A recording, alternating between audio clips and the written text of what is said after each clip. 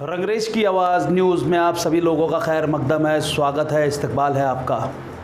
भारत में इलेक्शन शुरू है और इलेक्शन की सरगर्मियों के अंदर बहुत से माहौल कई ठंडा और कई गर्म है। हम बात करेंगे अकोला ज़िले की, अकोला डिस्ट्रिक्ट की। अकोला डिस्ट्रिक्ट में और पूरे भारत में भी मैं यही कहना चाहूँगा कि जिस प्रकार से मुस्लिम समाज में कश्मकश शुरू है एक दूसरे को लेकर कि किसे वोट देना चाहिए, कभी दूसरा एक मुस्लिम बोलता है दूसरे मुस्लिम को कि इसको वोट दो, दूसरा मुस्लिम बोलता है उसको वोट दो, और एक दूसरे से लड़ाई और एक दूसरे से अपने रिलेशन ख़राब कर रहे हैं कहीं ना कहीं। क्योंकि एक बार इंसान के दिल में बुग़्ज़ और किना आ जाता है तो वो ज़िंदगी भर उसके दिल में रहता है जब तक वो दूसरे के साथ में निकालता नहीं है। तो मेरा कहने का मकसद यही है दोस्तों कि हमारे उलमा, हमारे आलिम और हमारे जो लीडर जो हम अपने आप को बोलते हैं, उनका काम ये है कि पूरी कौम की जिम्मेदारी लेके अकोला के भी मैं सभी उलमाओं को बोलूँगा और लीडरों को बोलूँगा कि सब एक जगह जमा हो जाओ। कोई फ़िरका नहीं, कोई तबका नहीं, कोई भी चीज़ कुछ नहीं, वहाँ सबको जमा होना है। और जो भी पार्टी हमारे कौम के लिए अपने घोषणा पत्र में हमें बॉन्ड पर लिख के देती है कि हम मुस्लिम समाज के लिए जो सुख सुविधाएं उन्हें देंगे, उन्हें हम महाराष्ट्र लेवल पर देंगे और भारत लेवल पे जो भी हमारे को लिख के देता है ऐसा, उसी पार्टी को हमारा काम है सहयोग करने का और उसी पार्टी को काम है हमारा साथ देने का। फिर अगर चाहे कोई मुस्लिम कैंडिडेट हमारा खड़ा हो या फिर गैर मुस्लिम कैंडिडेट खड़ा हो, मेरा मकसद है जो हमारी कौम के मुद्दे हैं, आज हमारे कौम में मुद्दे, हमारी कौम मजदूरी करने वाली एक कौम बन गई है। 1000 साल भारत के ऊपर राज करा और सभी को शांति और अमन से लेके चलने वाले लोगों ने आज उनकी हालत ऐसी हो गई है कि उनके छोटे छोटे काम करना पड़ रहा है, रिक्शा चलाना पड़ रहा है, ऑटो चलाना पड़ रहा है, पंचर बनाना पड़ रहा है। लेकिन हमारी कौम के लीडर और हमारी कौम के उलमाओं का काम है कि वो सब एकजुट होकर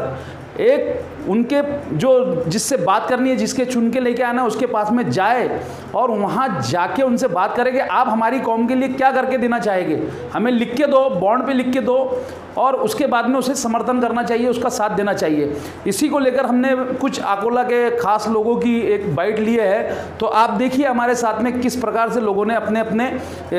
इजहार व्यक्त किया, अपनी दिल की बात उन्होंने शेयर की है। बने रहिए हमारे साथ में। मौजूद है जनाब इस्माइल भाई टीवी वाले, हम इनसे जानना चाहेंगे कि कांग्रेस पार्टी ने उनके लिए इसलिए निर्णय लिया कि पिछले टाइम वो जैसा सेकंड पे थे, सेकंड पे रहे, बाद में यहाँ पे कांग्रेस पार्टी ने मराठा कार्ड भी खेला, लक्ष्मण ताड़े को भी टिकट दी, बाबा साहब धाबेकर को भी टिकट दी,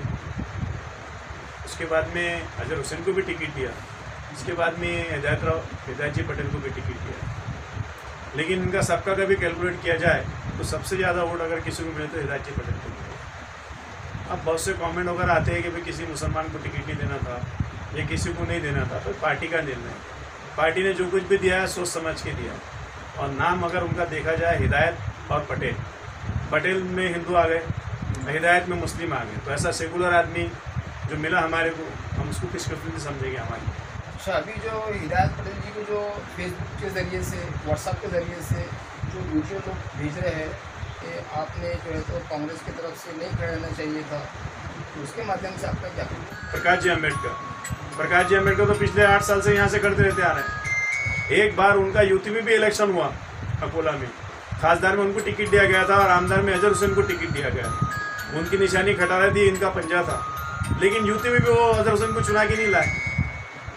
मैं पूछता इन लोगों से कि जो लोग सवाल हिदायत जी पटेल से कर रहे हैं कि आपको टिकट दिया तो नहीं खड़ाना चाहता, तो भाई एक बार प्रकाश अम्बेडकर से ही बात कर लेते ना कि भाई आपको टिकट आपने नहीं खड़ाना चाहिए था। आप यहाँ से भी खड़े हैं, सोलापुर से भी खड़े हैं, एक मामूली पार्टी है वंचित अघाड़ी का मोटिव है कि भाई कांग्रेस को गिराना और फिर से भारतीय जनता पार्टी का राज इस देश के ऊपर काबिज करना। मैं संवाददाता सैयद जमीर जेके,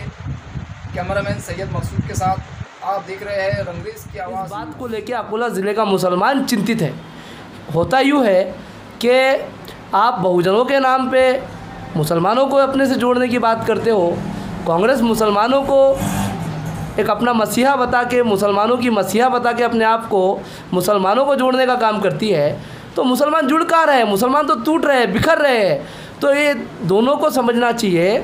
कि अगर वाकई में हमको वंचितों की मदद करनी है, हमें पीड़ितों की मदद करनी है, तो पीड़ितों के लिए पहले नेताओं को एक होना होगा, बाद में जनता खुद ब खुद एक हो जाएंगी। दूसरी बात मैं ये कहूँ कि अब हमने क्या करना चाहिए, तो मैं सामान्य नागरिकों से, सामान्य जनता से ये कहूँगा कि अगर अच्छा फ़ैसला तो ये होगा कि हम लोग उस कैंडिडेट को मदद करें जो सक्षम है। दोनों में सक्षम कौन, तो अब ये देखा जाए कि पिछले इलेक्शन में किसको कितने वोट थे और किसको मजबूत करने पे कौन नंबर 1 पे जा सकता है।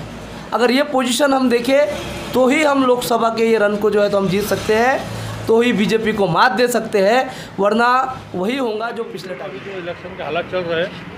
मैं मोहम्मद नासिर हुसैनी सभी मुसलमानों से अपील करता हूँ, गुजारिश करता हूँ कि सोच समझ के अपना वोट दीजिए, ना कि हमारे वोट से बीजेपी को फ़ायदा हो। कांग्रेस ये चाहती है कि पूरा फ़ायदा बीजेपी को मिले, और इसीलिए यहाँ पर एक ऐसा मुस्लिम कैंडिडेट